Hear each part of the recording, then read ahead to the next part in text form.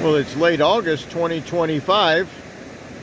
Today finds me on the south shores of Tupper Lake, New York. Tupper Lake is a pretty large lake. There's a town at the north end of it. And the water looks still, and it is still, but if you hear the sound of rushing water, you're hearing correct.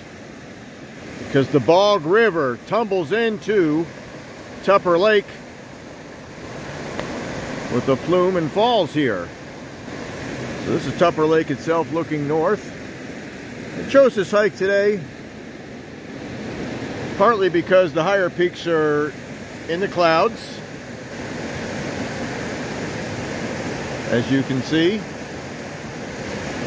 Partly because there's a chance of showers and even a thunderstorm later today. So I want to do a hike where I'm not too far from shelter if the weather turns bad. And the other reason is waterfalls are much easier to record when it's cloudy, especially ones that are in the shade of trees on smaller streams. So this is the Bog River that flows from the southwest. It has a large area that it drains, and it's a large area with lots of bogs that hold water even during dry spells and release it slowly, and that's exactly what's happening. A lot of the brooks around here are running really, really low. But this one has enough to make the falls worth seeing. This is called Bog River Falls, and it's right along the road, as you can see. But we're going to do a trail that goes back to what's called Winding Falls, which is on the Bog River, several miles upstream from here. And it's got a larger drop than this one. It's supposed to be pretty interesting. It's a new trail. It's not on any of the maps that I have, but I was able to download the information onto my phone, so I can use that. Got it saved where I don't need internet to access it. So I can look at the map I downloaded to find my way back there. It's a pretty simple hike, and a good hike that I can do without taking too much risk of getting stuck in the bad weather that might be coming later today. But it's still early. I think we got plenty of good hours left. The radar is dried up. What rain was here is gone. The next batch isn't supposed to form for 6 or 8 more hours. So let's drive up this Route 421, just a couple more miles, to this parking area for the Winding Falls Trail. This is in southern Franklin County in the Adirondack Park in upstate New York. And we've just crossed Route 421 to the south side of this bridge. And that first falls we saw was the main attraction at Bog River Falls, but there's a couple flumes above it that are worth seeing. One right here drops about 7 feet, I think is what it said on the guidebook. And then another one right here. And a large wading area. Of course, you could swim in Tupper Lake right where I started this video. It's public property right here.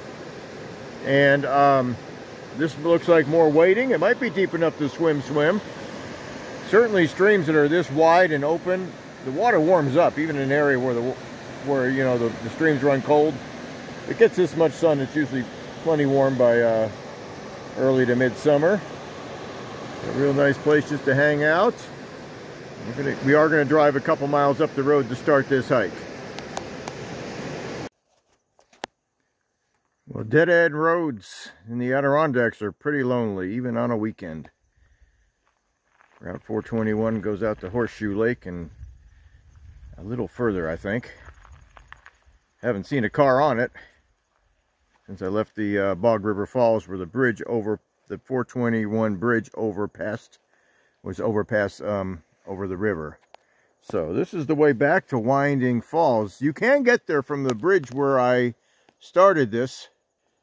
The description from AllTrails was it was really overgrown. This way we'll have to wait and see. This looks like an old forestry road here. Late summer, things could be overgrown anywhere there's sun and not a lot of foot traffic. There's a gate here, and it looks okay right here, so we'll see how we do. I might have to put my rain pants on just to keep my legs dry from wet vegetation. But right now it looks okay. Let's see what's back here. 2.5 miles back to the falls. We'll see what there is to be seen along the way. Alrighty, well, the New York State Department of Environmental Conservation uses discs. These are metal, I think. No, it's plastic. To mark their trails. That one shows a skier. So this is for cross-country skiing and hiking. Sometimes the ski trails don't get any use in the summertime and they do get overgrown, but this is okay. Where it's getting more sun, there's some grass, but it's nothing that you have to bushwhack through. There's a clear path and lots of young trees. So yes, this was a logging road. Most of these trees are less than 30 years old. A lot of yellow birch back here. Some fire cherry coming in and probably on its way out. It doesn't live very long. The yellow birch, even though it's coming in after logging, it'll live for hundreds of years. It's a species you find in a climax forest around here. Yellow birch, sugar maple.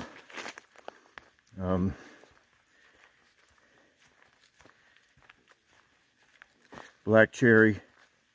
Can all live a real long time. So easy hiking so far. Pleasant.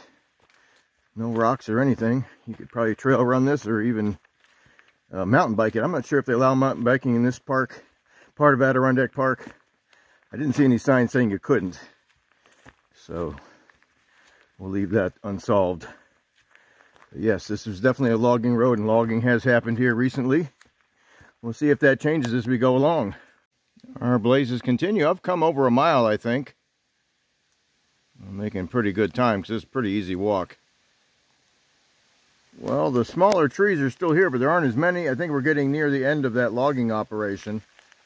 Let's see what a yellow birch and a sugar maple look like in areas that weren't logged, because right over here I see them. So they didn't go too far off that path in this area. Besides not seeing the smaller trees in abundance, when you start seeing witch hobble in abundance, you know you're in older woods. So it takes it a while to return after logging.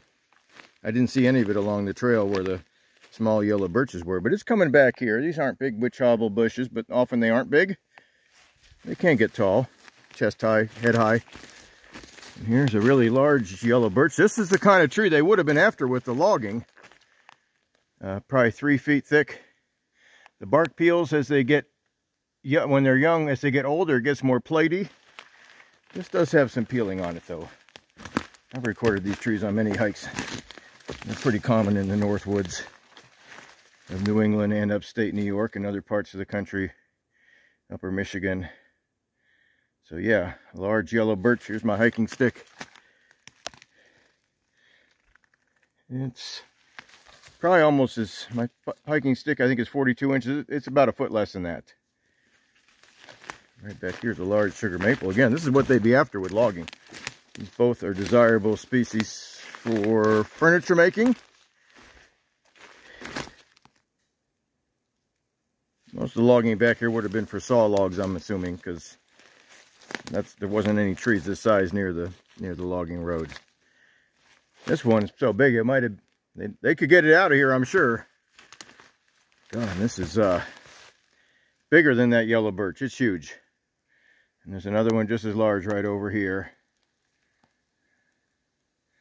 There are places in the Adirondacks that were never logged and you see trees this large commonly. A lot of times those hikes aren't that far from the road. You get right into the first growth forest. Way up there. No branches for about 40-50 feet, and that guarantees it's an old tree.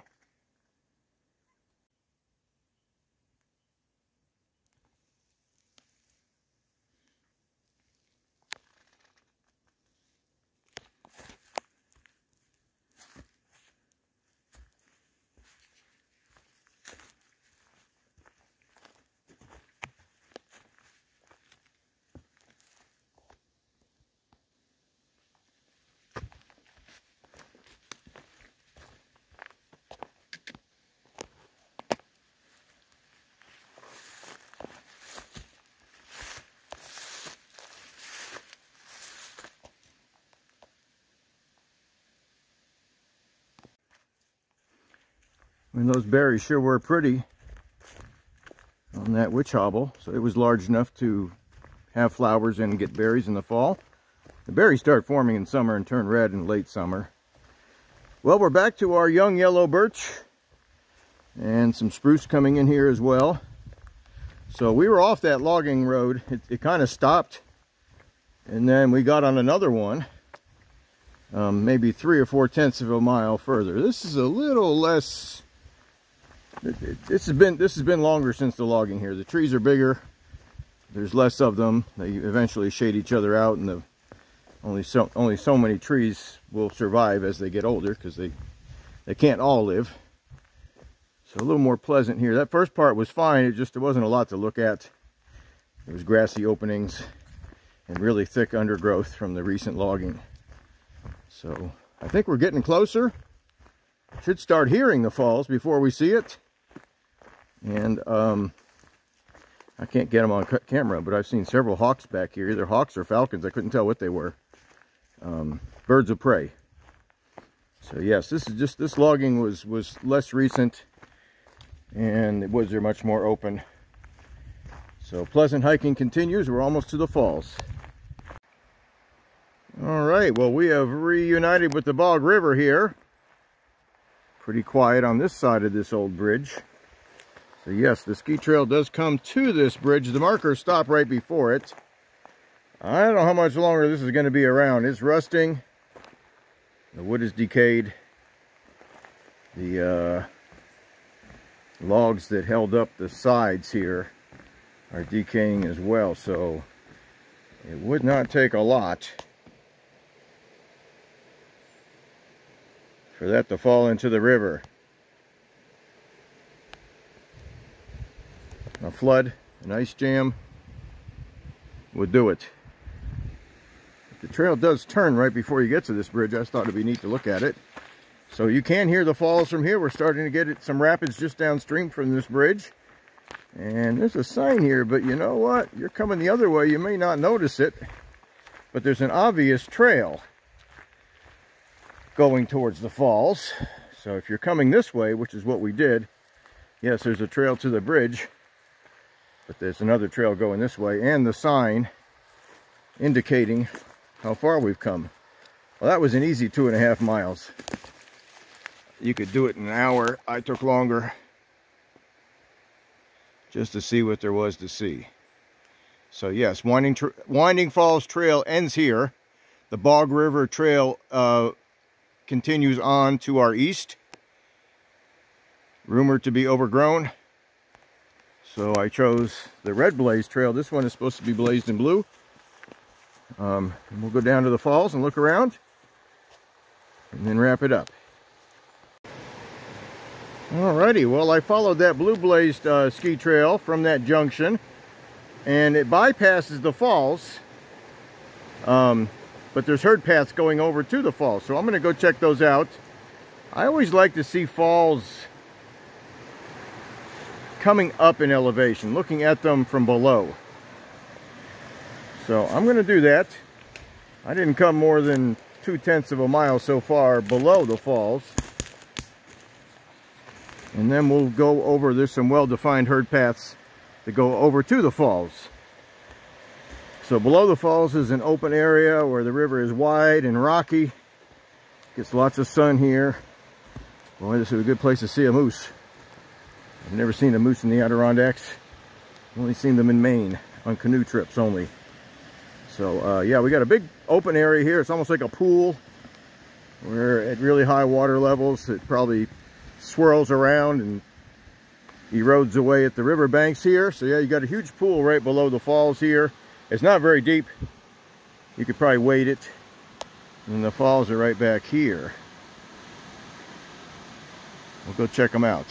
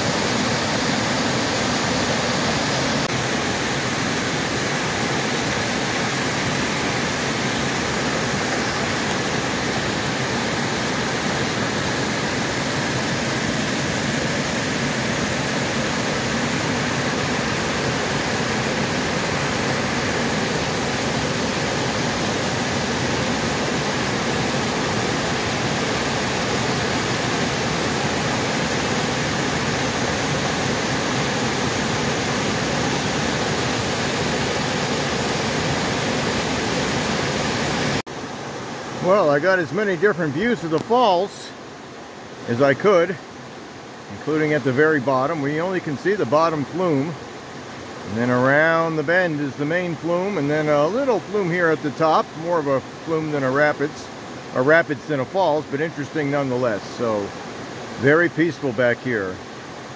I don't think too many people know about this place, based on the amount of lack of trampling on the vegetation around the falls. It's not getting a lot of visitation, and that's good. Very peaceful, a good place just to sit and relax. This is not a huge waterfall, but it's interesting the way it twists around. You get all it's a very nice place to spend a couple hours and relax. If you're looking for real adrenaline and real spectacular falls, this wouldn't fit the bill, but it's a gentle walk over here in an interesting falls and a great place for solitude. There's that old logging bridge crossed or looked at earlier. It does not require that you cross it. But there it is. And here's a snapshot of the map that I got from another resource online.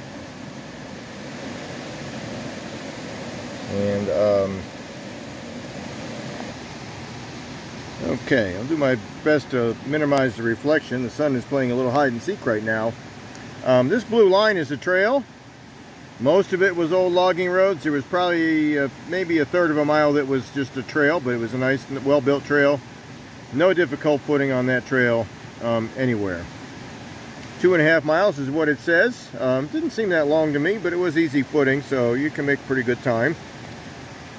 It starts right in the middle of this straightaway on Route 421. There's no big sign there. There's a little sign that I showed at the start earlier, but you could easily miss it if you weren't looking for it. So it's about halfway through that straightaway and about 2 or 2.5 miles west of the actual Bog River Falls, which is showing up right there as a picnic area and a canoe launch and a fishing area. So great half-day hike. You can make the walk in just an hour, maybe a little more, and spend as much time as you want here. And then your return trip would also be 2.5 miles. So 5 miles round trip on gentle trails to a seldom visited falls in an area that's quite, has a remote feel. There's no real development around here.